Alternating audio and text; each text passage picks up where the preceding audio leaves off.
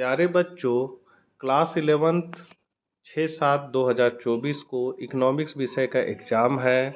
उसी का आंसर आपको इस वीडियो के माध्यम से बता रहा हूँ। चैनल पर पहली बार है तो सब्सक्राइब कर लें, क्योंकि महत्वपूर्ण प्रश्नों की जानकारी आपको इस चैनल के माध्यम से मिल जाएगी। साथ ही विभिन्न तरह के प्रश्न पत्र और उसके उत्तर की जानकारी भी आपको समय समय पर मिलती रहेगी। तो चलिए हम लोग आज कुछ नया सीखते हैं। तो यहाँ पर आपका पहला नंबर क्वेश्चन जो है वो है, उपभोक्ता संरक्षण अधिनियम कोपरा का संशोधन कब हुआ था। तो इसका जो संशोधन है ये आपका हुआ था 1946 को। तो आपका बी जो है वो करेक्ट आंसर हो जाएगा। दूसरा है, इनमें से कौन प्राकृतिक उत्पाद है। प्राकृतिक उत्पाद मतलब जिसको प्रकृति तैयार करती है। कपड़ा आदमी बनाता है, गेहूं का आटा जो है मिल में पीस कर या चक्की में पीस कर आदमी तैयार करता है। टमाटो सॉस भी आदमी तैयार करता है या मजदूर तैयार करते हैं इसको। लेकिन कपास जो है वो क्या है, प्रकृति तैयार करती है। तो ये आपका कपास जो है प्राकृतिक उत्पाद है, तो दूसरा का सी हो जाएगा। तीसरा है, सार्वजनिक और निजी क्षेत्र किस आधार पर विभाजित है। तो ये जो है वो उद्यमों के स्वामित्व के आधार पर विभाजित है। उद्यम मतलब होता है मालिक, तो मालिक का स्वामित्व के आधार पर ये विभाजित है। आपका तीसरा का सी हो जाएगा। चौथा है, किस क्षेत्र को सेवा क्षेत्र के नाम से जाना जाता है। तो सेवा क्षेत्र होता है आपका तृतीय क्षेत्र, जिसमें आपका बैंकिंग, संचार, टीवी, रेडियो ये सारे चीज़ आते हैं। इसको हम लोग सेवा क्षेत्र कहते हैं। तो चौथा का सी हो जाएगा। पांचवा है, मानव विकास रिपोर्ट किसके द्वारा पेश की जाती है। तो ये जो रिपोर्ट है आपका ए ऑप्शन UNDP द्वारा ही पेश की जाती है, इसलिए पांचवा का आपका एक करेक्ट हो जाएगा। छठा है, मुद्रा, बैंकिंग, संचार जैसे मामले किस सूची में रखे गए हैं। तो ये जो है आपका संघ सूची में रखा जाता है। जिस देश की प्रति व्यक्ति आय अधिक हो वह क्या कहलाता है। तो वह जो है वो विकसित देश कहलाता है। उपभोक्ता आंदोलन कब प्रारंभ हुआ। तो ये आंदोलन जो है 1960 में प्रारंभ हुआ। आठवां का आपका बी हो जाएगा। नौवां है, हॉलमार्क लोगो को किस वस्तु पर लगाया था। तो लोगो जो है वो सोने के आभूषण पर लगाया जाता है या धातु पर लगाया जाता है। तो यहाँ पर नौवां का ए हो जाएगा, सोने का आभूषण। और लास्ट ऑब्जेक्टिव क्वेश्चन है, द्वितीय क्षेत्र को क्षेत्र भी कहा जाता है। तो द्वितीय क्षेत्र को हम लोग औद्योगिक क्षेत्र भी कहते हैं। यहाँ 10वां का आपका बी हो जाएगा। 11 नंबर क्वेश्चन है, very short very answer question, मैंने वेरी शॉर्ट क्वेश्चन आंसर है। 11 है, बेरोजगारी क्या है। तो बेरोजगारी एक ऐसी स्थिति है जिसमें काम करने के इच्छुक और सक्षम व्यक्तियों को रोजगार नहीं मिल पाता है। मतलब हम काम करना चाहते हैं लेकिन हमको काम नहीं मिल पा रहा है, तो हम बेरोजगार कहलाएंगे।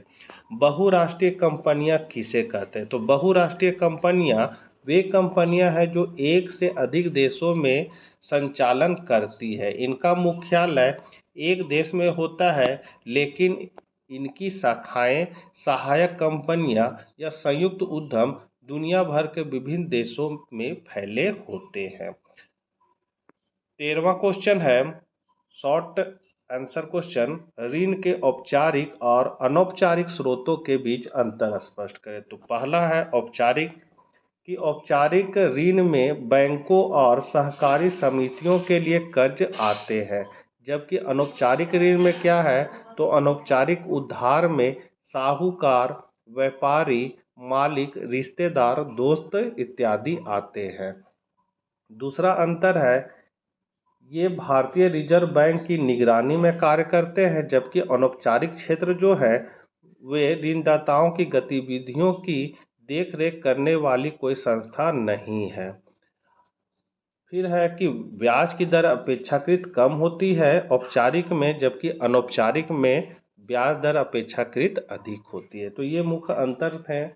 अब आपका 14 नंबर क्वेश्चन है, उदारीकरण क्या है। तो उदारीकरण का अर्थ ऐसे नियंत्रण में ढील देना या उन्हें हटा लेना है जिससे आर्थिक विकास को बढ़ावा मिले। उदारीकरण में सारी क्रियाएं सम्मिलित है जिसके द्वारा किसी देश के आर्थिक विकास में बाधा पहुंचाने वाली आर्थिक नीतियों, नियमों, प्रशासनिक नियंत्रणों, प्रक्रियाओं आदि को समाप्त किया जाता है या उसमें शिथिलता दी जाती है। कहने मतलब है उदारीकरण में जो भी नियंत्रण हो, रुकावट हो, वो सब में क्या हो जाती, छूट मिल जाती है, ढील मिल जाती है, ताकि दुनिया भर में व्यापार व्यवसाय हो सके, किसी तरह का नियम पर और प्रतिबंध ना हो। ये उदारीकरण है।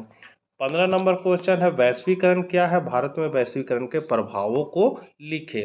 तो विश्व के सभी बाजारों को एकजुट होकर कार्य करने की प्रक्रिया को वैश्वीकरण कहते हैं। वैश्वीकरण के माध्यम से पूरे विश्व के लोग संयुक्त होकर कार्य करते हैं। वैश्वीकरण ने भारत पर गहरा और व्यापक प्रभाव डाला है, जिसके सकारात्मक और नकारात्मक दोनों पहलू है।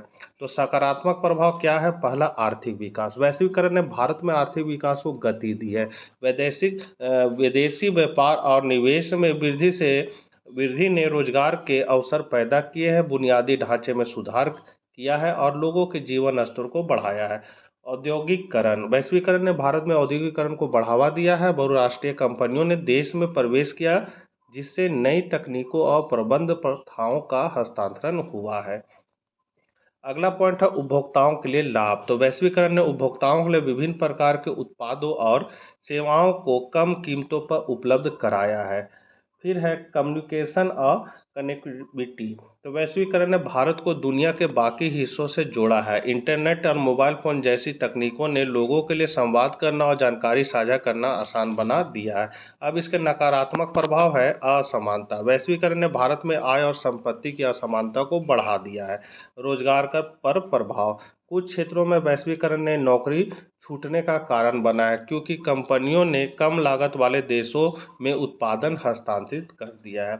अगला है सांस्कृतिक प्रभाव। वैश्वीकरण ने पश्चिमी संस्कृति के प्रभाव को बढ़ाया है, जिससे कुछ लोगों को लगता है कि भारतीय संस्कृति खतरे में है। पर्यावरणीय प्रभाव, वैश्वीकरण ने पर्यावरण पर नकारात्मक प्रभाव डाला है, क्योंकि बढ़े हुए उत्पादन और खपत से प्रदूषण और संसाधनों का दोहन हुआ है। और लास्ट 16 नंबर क्वेश्चन है कि उपभोक्ता संरक्षण अधिनियम कोपरा 1986 द्वारा प्रदान किए गए मुख्य अधिकारों को लिखे। तो ये मुख्य अधिकार है, पहला, सुरक्षा का अधिकार।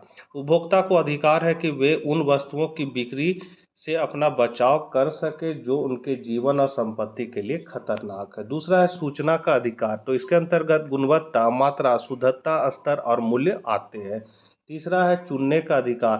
तो विभिन्न वस्तुओं को देख परख कर चुनाव करने का अधिकार। चौथा है सुनवाई का अधिकार। तो उपभोक्ताओं के हितों से जुड़े उपयुक्त संगठन उपभोक्ताओं की समस्याओं पर पूरा ध्यान दे। अगला है पांचवा, शिकायतें निपटने का अधिकार। तो उपभोक्ताओं के शोषण व उनकी अनुचित व्यापारिक क्रियाओं के विरुद्ध निदान और शिकायतों को सही प्रकार से निपटना। छठा है उपभोक्ता शिक्षा का अधिकार। इसमें उपभोक्ता हित से जुड़े प्रसंगों और वस्तुओं की जानकारी सम्मिलित है। तो ये थे आपके वीकली टेस्ट के क्लास 11th इकोनॉमिक्स का आंसर की। मिलते हैं नेक्स्ट वीडियो साथ, तब तक ले आज्ञा दीजिए। जय हिंद, जय भारत।